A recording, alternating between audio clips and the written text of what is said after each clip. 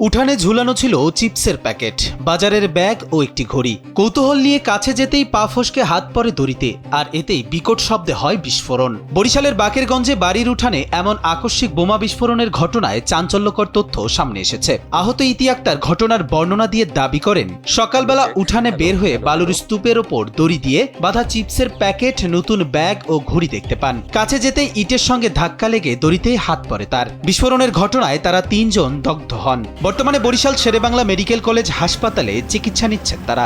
সকালে ৬টা বাজে উঠছি ছেলের ব্যায়াম করানোর জন্য, আমি আমার মা।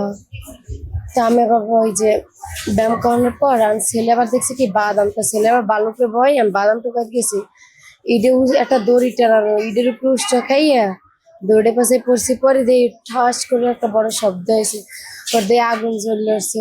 একটা ব্যাগ ছিল, ব্যাগের মধ্যে কি আল্লাহ পাক জানে, দড়ি বাজে পরে আমার তুই আর কি বাস্ট হয়েছে। ও দড়ির সাথে যদি চিপস ব্যান্ডার আমি আমাকে কি এভাবে রাখছে কে, আমার ভাইয়ের মেয়ের আছে, তাগাই দেখতে আর যাইতে পাইনি, শুরুতে ককটেল বিস্ফোরণের ধারণা করা হলেও ঘটনাস্থল থেকে আলামত সংগ্রহ করতে গিয়ে বৈদ্যুতিক তার খুঁজে পায় আইন শৃঙ্খলা বাহিনী। স্যান্ডেলিনা সো, রূপচর্চায় আভিজাত্য।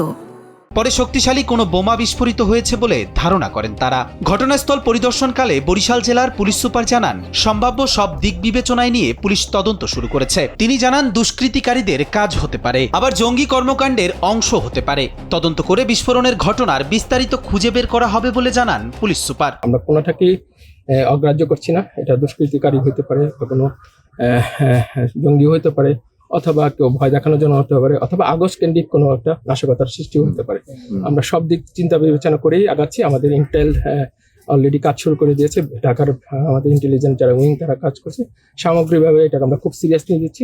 এমন বিস্ফোরণের ঘটনায় এলাকা জুড়ে ব্যাপক চাঞ্চল্যের সৃষ্টি হয়েছে। আতঙ্কে রয়েছেন গ্রামবাসী। সুষ্ঠু তদন্ত করে দ্রুত রহস্য উদ্ঘাটনের দাবি তাদের। কারা কোন উদ্দেশ্যে বসতবাড়িতে বোমা রেখে গেল সে বিষয়ে খতিয়ে দেখার আহ্বান তাদের। তবে বিষয়টি নিয়ে এলাকাবাসীকে আতঙ্কিত না হওয়ার আহ্বান জানিয়েছেন পুলিশ।